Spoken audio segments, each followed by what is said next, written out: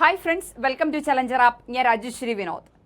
ഇന്ന് മുതൽ നമ്മൾ E4 EVS ചലഞ്ച് തുടങ്ങുകയാണ്. നിങ്ങളുടെ ആവശ്യപ്രകാരം കേട്ടിട്ട് എക്സാം വരേക്കും, K1ന്റെ എക്സാം തലേന്ന് വരേക്കും നമുക്ക് EVS ചലഞ്ച് ഉണ്ടാകും. എന്നാൽ ആവുന്ന രീതിയിലുള്ള മാക്സിമം ക്വസ്റ്റ്യൻസ് നിങ്ങളിലേക്ക് എത്താം എന്നുള്ളതാണ്.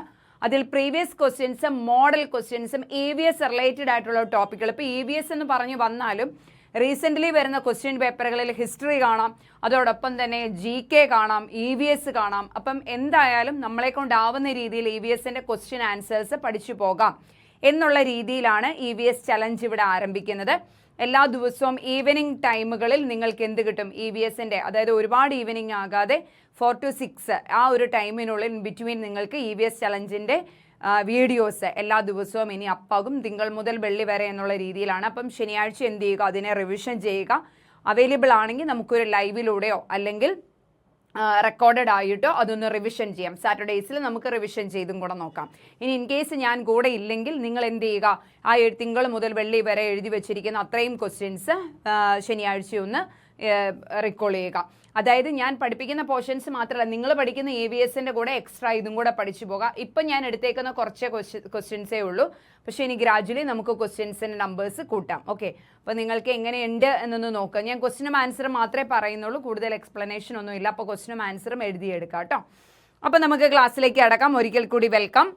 ഒന്നാമത്തെ ക്വസ്റ്റ്യൻ ഇതാണ്: ലോക ജലദിനം എന്നാണ്. ഞാൻ ആൻസർ ഇടണ്ട എന്നാണ് വിചാരിച്ചത്, പക്ഷേ ടൈപ്പ് ചെയ്ത ആൾ ആൻസറും കൂടെ കയറ്റിപ്പോയി. അപ്പോൾ അതുകൊണ്ട് ഒന്ന് ക്ഷമിക്കുക. ഇനി വരുന്ന ഒരു ഈ ഒരു ക്ലാസ്, അതായത് ഈ ഒരു സെഷൻ കഴിഞ്ഞ് കഴിയുമ്പം നമുക്ക് ക്വസ്റ്റ്യൻസിൽ ആൻസർ ഇല്ലാതെ, സൈക്കോളജി മോർണിംഗ് ചലഞ്ച് തുടങ്ങിയ മാതിരി തന്നെ ആൻസർ ഇല്ലാതെ നമുക്ക് പഠിച്ചു പോകാം. അപ്പോൾ നിങ്ങൾക്ക് എളുപ്പമാണ് റീകോൾ ചെയ്യാൻ. ലോക ജലദിനം എന്നാണ്. ലോക ജലദിനം എന്നറിയപ്പെടുന്ന മാർച്ച് 22 ലോക ജലദിനം. ഇങ്ങനെ ഒരുപാട് നമുക്ക് പഠിക്കാനുള്ള ഏതൊക്കെ ദിവസങ്ങൾ എന്നതൊക്കെയാണ്. വനദിനം എന്നാണ്, കുഷ്ഠരോഗം, ദേശീയ കുഷ്ഠരോഗ ദിനം എന്നൊക്കെ പറഞ്ഞുകൊണ്ട് നമുക്ക് ഒരുപാട് പഠിക്കാനുണ്ട്. അപ്പോൾ അതിൽ ഒന്നാമത്തേതായിട്ട് പഠിച്ചു വയ്ക്കുക ലോക ജലദിനം മാർച്ച് 22. ജലത്തെക്കുറിച്ച് പഠിക്കുന്ന ശാസ്ത്രശാഖയ്ക്ക് പറയുന്ന പേരാണ് ഹൈഡ്രോളജി എന്ന് പറയുന്നത്. ജലത്തെക്കുറിച്ച് പഠിക്കുന്ന ശാസ്ത്രശാഖയാണ് ഹൈഡ്രോളജി എന്ന് പറയുന്നത്. അപ്പം ലോക ജലദിനം എന്താണെന്ന് ചോദിച്ചാൽ മാർച്ച് 22 ലോക ജലദിനം. ജലത്തെക്കുറിച്ച് പഠിക്കുന്ന ശാസ്ത്രശാഖ ഏതാണെന്ന് ചോദിച്ചാൽ ഹൈഡ്രോളജി ആണ് എന്ന് പറയാനായിട്ട് സാധിക്കും. രക്തത്തിന് ചുവപ്പ് നിറം നൽകുന്ന വർണ്ണവസ്തു ഏതാണ്? രക്തത്തിന് ചുവപ്പ് നിറം നൽകുന്ന വർണ്ണവസ്തുവാണ് ഹീമോഗ്ലോബിൻ എന്നറിയപ്പെടുന്നത്. അതുപോലെ ഓറഞ്ചിന് നിറം നൽകുന്ന വർണ്ണവസ്തു, ഹരിതകം നിറം നൽകുന്ന വർണ്ണവസ്തു, ഇങ്ങനെ ഓരോ വർണ്ണവസ്തുവും ഓരോ എക്സാമിനും ചോദിച്ച് കണ്ടിട്ടുണ്ട്. പ്രീവിയസ് ക്വസ്റ്റ്യൻ എടുത്ത് നോക്കുവാണെങ്കിൽ മിക്കവാറും ക്വസ്റ്റ്യൻ പേപ്പറിൽ ഒരു വർണ്ണവസ്തു എന്ന് പറഞ്ഞുകൊണ്ടുണ്ടാവാം. അപ്പോൾ ഇത് ഇവിടെ പഠിച്ചു വയ്ക്കുക. രക്തത്തിന് ചുവപ്പ് നിറം നൽകുന്ന വർണ്ണവസ്തു എന്ന് പറയുന്നത് ഹീമോഗ്ലോബിൻ ആണ് എന്ന് പഠിച്ചു വയ്ക്കുക. ഓക്കെ, കൊഴുപ്പിൽ ലയിക്കുന്ന വിറ്റാമിൻ താഴെ പറയുന്നവയിൽ ഏതാണ്? അങ്ങനെയാണ് ക്വസ്റ്റ്യൻ വരിക. പക്ഷേ കൊഴുപ്പിൽ ലയിക്കുന്ന വിറ്റാമിനുകൾ ഏതൊക്കെയെന്ന് ചോദിച്ചാൽ ADEK ആണ്. ഓക്കെ, വിറ്റാമിൻസ് എന്ന് പറയുന്നത് ADEK, ഈ 4 വൈറ്റമിൻസും കൊഴുപ്പിൽ ലയിക്കുന്നവയാണ്.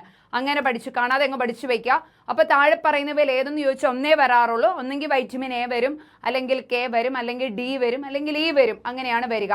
അപ്പം ADEK അങ്ങ് പഠിച്ചു വെച്ചോളുക. കൊഴുപ്പിൽ ലയിക്കുന്ന വൈറ്റമിൻ എന്നറിയപ്പെടുന്നത് ADEK ആണ്. അപ്പം ലോക ജലദിനം എന്നറിയപ്പെടുന്നത് മാർച്ച് 22.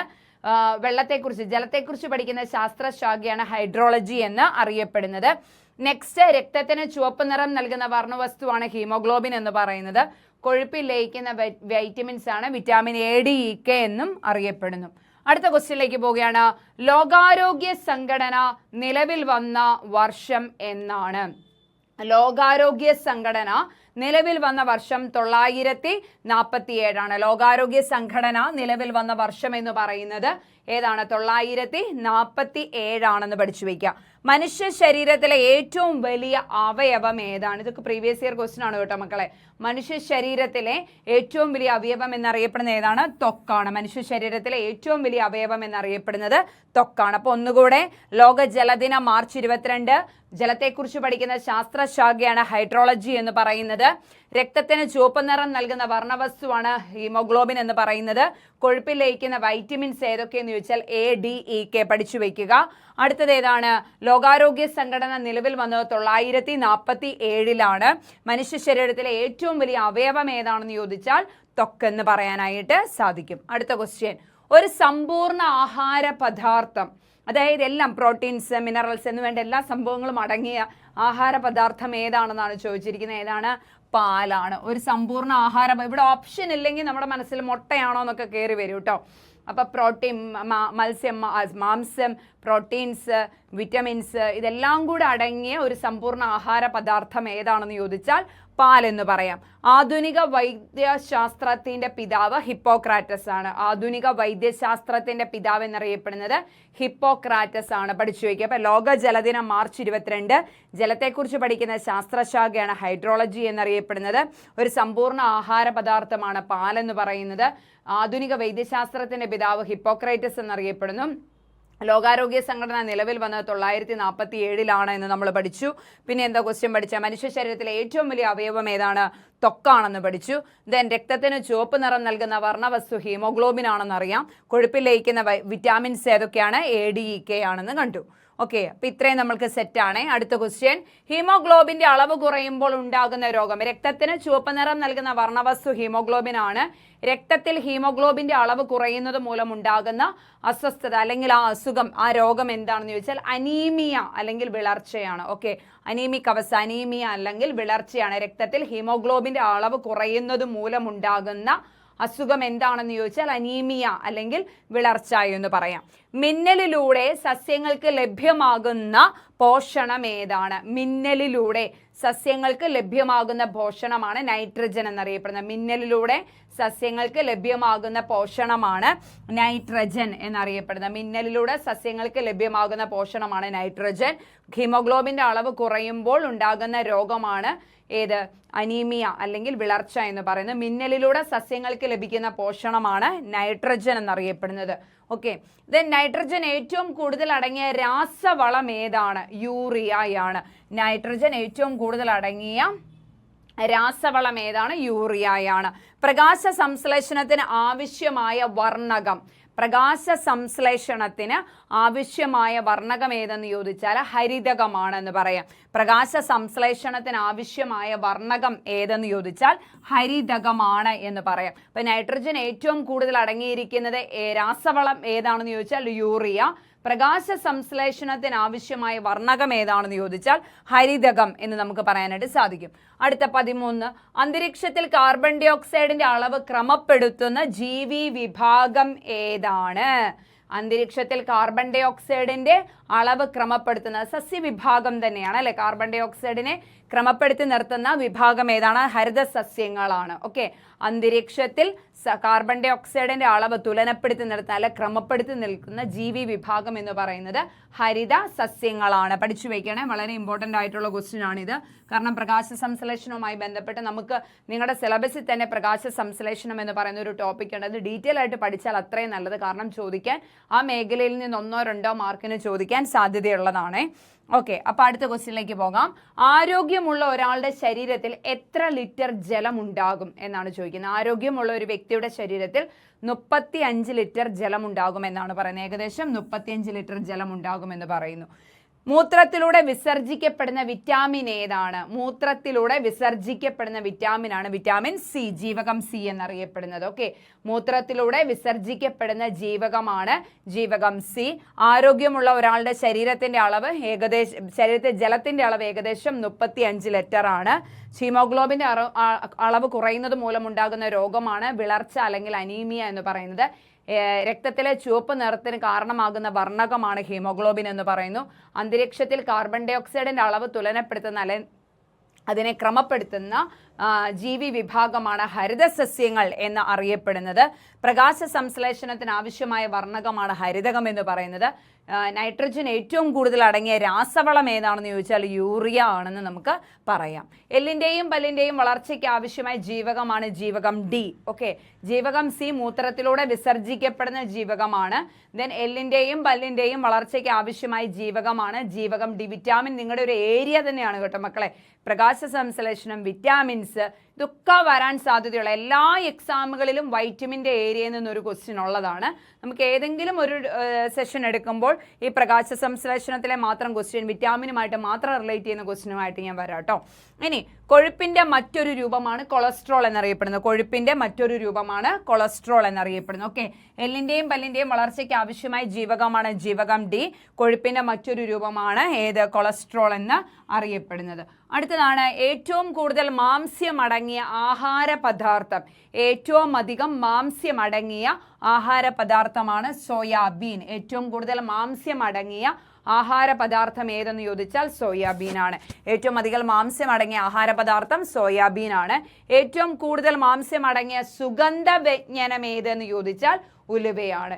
ഏറ്റവും കൂടുതൽ മാംസ്യമടങ്ങിയ ആഹാര പദാർത്ഥം സോയാബീനും ഏറ്റവും അധികം മാംസ്യമടങ്ങിയ സുഗന്ധവ്യഞ്ജനം ഏതെന്ന് ചോദിച്ചാൽ ഉലുവയുമാണ്. ഇത് റിലേറ്റ് ചെയ്ത് കുറേ നമുക്ക് പഠിക്കാനുണ്ട്. വരുന്ന ടോപ്പിക്കുകളിലെല്ലാം ഞാൻ ക്വസ്റ്റ്യൻസ് ഇട്ടിട്ടുണ്ട് കേട്ടോ, അപ്പോൾ പഠിക്കുക. ഏറ്റവും കൂടുതൽ മാംസ്യമടങ്ങിയ ആഹാര പദാർത്ഥം സോയാബീന്, ഏറ്റവും കൂടുതൽ മാംസ്യമടങ്ങിയ സുഗന്ധവ്യഞ്ജനം ഉലുവയാണെന്ന് പഠിച്ചു വയ്ക്കുക.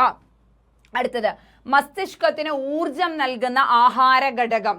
മസ്തിഷ്കത്തിന് വളരെ ഇമ്പോർട്ടൻ്റ് ആയിട്ടുള്ള ക്വസ്റ്റ്യൻ ആണ്. മസ്തിഷ്കത്തിന് ഊർജം നൽകുന്ന ആഹാര ഘടകമാണ് ഗ്ലൂക്കോസ്. മസ്തിഷ്കത്തിന് ഊർജം നൽകുന്ന ആഹാര ഘടകം ഏതെന്ന് ചോദിച്ചാൽ ഗ്ലൂക്കോസ് എന്ന് പറയാം. പോഷകത്തെക്കുറിച്ചുള്ള പഠനമാണ് ട്രോഫോളജി. പോഷകത്തെക്കുറിച്ചുള്ള പഠനമാണ് ട്രോഫോളജി. മസ്തിഷ്കത്തിന് ഊർജം നൽകുന്ന ആഹാര ഘടകമാണ് ഗ്ലൂക്കോസ്. പോഷകത്തെക്കുറിച്ചുള്ള പഠനമാണ് ട്രോഫോളജി എന്ന് പറയുന്നത്. അടുത്ത ക്വസ്റ്റ്യൻ, ഹൃദയധമനികളെ തടസ്സം മനസ്സിലാക്കാൻ ഉപയോഗിക്കുന്ന നവീന പരിശോധനാ രീതിയാണ് ആൻജിയോഗ്രാഫി എന്ന് പറയുന്നത്. ഓക്കെ, ആൻജിയോപ്ലാസ്റ്റി എന്താണ്? ഹൃദയധമനികളെ തടസ്സം നീക്കുന്നതാണ്. ഈ തടസ്സം മനസ്സിലാക്കാൻ ഉപയോഗിക്കുന്ന പരിശോധനാ രീതി, ആധുനിക പരിശോധനാ രീതിയാണ് ആൻജിയോഗ്രാഫി എന്ന് പറയുന്നത്. ഓക്കെ, സാർവത്രിക ദാതാവ് എന്നറിയപ്പെടുന്ന രക്തഗ്രൂപ്പ് ഏതാണ്? O group. സാർവത്രിക ദാതാവ് എന്നറിയപ്പെടുന്ന രക്തഗ്രൂപ്പാണ് O ഗ്രൂപ്പ്. സാർവത്രിക ദാതാവ് എന്നറിയപ്പെടുന്ന രക്തഗ്രൂപ്പാണ് O ഗ്രൂപ്പ്. ഹൃദയ പ്രവർത്തനങ്ങൾ നിശ്ചലമാകുന്ന അവസ്ഥയാണ്. ഹൃദയത്തിന്റെ പ്രവർത്തനങ്ങൾ നിശ്ചലമാകുമ്പോൾ എന്ത്? അറ്റാക്ക് വന്നു, ഹൃദയാഘാതം അല്ലെ? ഹൃദയത്തിന്റെ പ്രവർത്തനങ്ങൾ നിശ്ചലമാകുന്ന അവസ്ഥയാണ് ഹൃദയാഘാതം എന്ന് അറിയപ്പെടുന്നത്. ഓക്കെ, അപ്പോൾ നമുക്ക് ഒന്നുകൂടെ ജസ്റ്റ് ഒന്ന് ഓടിച്ചിട്ട് പറയാം. ഞാനിത് എക്സ്പ്ലെയിൻ ചെയ്യാത്ത എന്താണെന്ന് ചോദിച്ചാൽ, ഇത് എക്സ്പ്ലെയിൻ ചെയ്യുമ്പോൾ അടുത്ത ടോപ്പിക് എടുക്കാൻ കുറേയേറെ വൈകുവേ. അപ്പോൾ അതുകൊണ്ടാണ് ഞാൻ ക്വസ്റ്റ്യനും ആൻസറും മാത്രം തരാം എന്ന് വിചാരിച്ച്. മുന്നോട്ട് പോകും തോറും നമുക്ക് പ്രീവിയസ് ക്വസ്റ്റ്യനും വോയേജിലൊക്കെ വരുന്ന ക്വസ്റ്റ്യൻ കുറച്ചുകൂടെ എക്സ്പ്ലെയിൻ ചെയ്ത് തരാൻ പറ്റും. ലോക ജലദിനം എന്നാണ്? മാർച്ച് 22 ജലത്തെക്കുറിച്ച് പഠിക്കുന്ന ശാസ്ത്രശാഖയാണ് ഹൈഡ്രോളജി എന്നറിയപ്പെടുന്നത്. അടുത്ത ക്വസ്റ്റ്യൻ ഏതാണ്? രക്തത്തിന് ചുവപ്പ് നിറം നൽകുന്ന, നിങ്ങളൊന്ന് ബുക്ക് മറച്ചു വെച്ചിട്ട് ആൻസർ അങ്ങ് മറച്ചു വെച്ചിട്ട് എൻ്റെ ഒപ്പം പറഞ്ഞു പോയിക്കേ. രക്തത്തിന് ചുവപ്പ് നിറം നൽകുന്ന വർണ്ണവസ്തുവാണ് ഹീമോഗ്ലോബിൻ. കൊഴുപ്പിൽ ലയിക്കുന്ന വിറ്റാമിനുകൾ ഏതൊക്കെയാണ്? AD, EK ആണെന്ന് പഠിച്ചു വയ്ക്കുക. ലോകാരോഗ്യ സംഘടന നിലവിൽ വന്ന വർഷം 1947. മനുഷ്യ ശരീരത്തിലെ ഏറ്റവും വലിയ അവയവമാണ് ത്വക്ക് എന്ന് പറയുന്നത്. ഒരു സമ്പൂർണ്ണ ആഹാര പദാർത്ഥമാണ് പാല്. ആധുനിക വൈദ്യശാസ്ത്രത്തിന്റെ പിതാവ് ആരാണ്? ഹിപ്പോക്രാറ്റസ് ആണ്. ഹീമോഗ്ലോബിന്റെ അളവ് കുറയുമ്പോൾ അനീമിയ അല്ലെങ്കിൽ വിളർച്ച. മിന്നലിലൂടെ സസ്യങ്ങൾക്ക് ലഭ്യമാകുന്ന പോഷണമാണ് നൈട്രജൻ.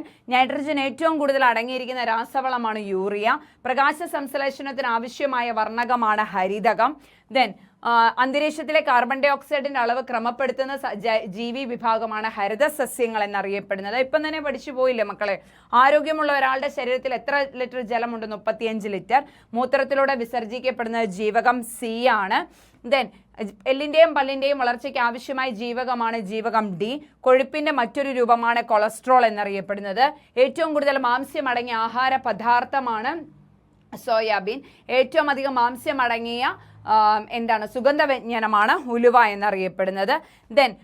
മസ്തിഷ്കത്തിന് ഊർജ്ജം നൽകുന്ന ആഹാര പദാർത്ഥം അല്ലെങ്കിൽ ആഹാര ഘടകമാണ് ഗ്ലൂക്കോസ് എന്നറിയപ്പെടുന്നത്. പോഷകത്തെക്കുറിച്ചുള്ള പഠനമാണ് ട്രോഫോളജി എന്നറിയപ്പെടുന്നത്. ഹൃദയധമനികളെ തടസ്സം മനസ്സിലാക്കാൻ ഉപയോഗിക്കുന്ന ആധുനിക നവീന പരിശോധനാ രീതിയാണ് ആൻജിയോഗ്രാഫി എന്നറിയപ്പെടുന്നത്. സാർവത്രിക ദാതാവ് എന്നറിയപ്പെടുന്ന ഏതാണ്? രക്തഗ്രൂപ്പാണ് O ഗ്രൂപ്പ് എന്നറിയപ്പെടുന്നത്. ഹൃദയ പ്രവർത്തനങ്ങൾ നിശ്ചലമാകുമ്പോഴുള്ള അവസ്ഥയാണ് ഹൃദയാഘാതം എന്ന് പറയുന്നത്. ഓക്കെ, ഏകദേശം ഒരു 24 ക്വസ്റ്റ്യൻ ഉണ്ട്. 25ാമത്തെ ക്വസ്റ്റ്യൻ ആക്ച്വലി ഇതായിരുന്നു. അതായത് ഏത് പ്രായം മുതലാണ് നമുക്ക് രക്തം ഡൊണേറ്റ് ചെയ്യാൻ പറ്റുന്നത്? ഏത് പ്രായം മുതലാണ്? ചില ബുക്കുകളിൽ 17 വയസ്സ് മുതലെന്നും ചില ബുക്കുകളിൽ 18 to 60 എന്നും ചില ബുക്കുകളിൽ 18 + 65 എന്നുമുണ്ട്. അപ്പോൾ എനിക്കൊരു ടെൻഷൻ, ഇതിൽ ഏതാണ് കൺഫേം ആക്കാൻ പറ്റുന്നില്ല. അപ്പം ഗൂഗിളിൽ നോക്കുമ്പോൾ 18, 60 ഒക്കെ കാണിക്കുന്നുണ്ട്. പക്ഷേ ടെക്സ്റ്റിലൊക്കെ ഈ ഒരു പ്രായമാണ്. സോ എന്താണ് ആ ഒരു ക്വസ്റ്റ്യൻ ഉൾപ്പെടുത്താൻ എനിക്കൊരു ടെൻഷൻ. അപ്പോൾ അതുകൊണ്ട് ഞാനത് 24, 25 അവോയ്ഡ് ചെയ്തിട്ട് 25, 24 ആക്കിയതാണ്. അപ്പോൾ അതിൻ്റെ ഉത്തരം അറിയാമെങ്കിൽ താഴെ കമൻ്റ് ആയിട്ട് ഇടുക. രക്തം ഡൊണേറ്റ് ചെയ്യുന്നത്, അതായത് ആധികാരികമായിട്ട് ഇടണം. നമുക്ക് ഉദ്ദേശിക്കുന്ന ഇതാണെന്ന് തോന്നുന്നു എന്നുള്ള രീതിയിൽ ഇടുക. കാരണം എക്സാമിന് വരുമ്പം എന്താണ് ഉത്തരം എന്ന് എനിക്ക് അറിയില്ല. അപ്പോൾ നമുക്ക് എന്തായാലും സയൻസ് അധ്യാപകരുമായിട്ടൊന്ന് കൊളാബ് ചെയ്ത് ചോദിക്കാം. ഓക്കെ ഡിയേഴ്സ്, അപ്പോൾ ഏകദേശം നിങ്ങൾക്ക് ഹെൽപ്ഫുൾ ആയിട്ടുള്ള ഒരു 24 ക്വസ്റ്റ്യൻസ് ആണ്. പ്രീവിയസ് ഇയറിൽ തന്നെ പല ക്വസ്റ്റ്യൻസും പ്രീവിയസ് ഇയർ കടന്നു പോയിട്ടുള്ളതാണ്. പഠിച്ചു വയ്ക്കുക. E4 EVS ചലഞ്ചുമായിട്ട് അടുത്ത ദിവസം നമുക്ക് ഇനിയും കാണാം. Thank you so much.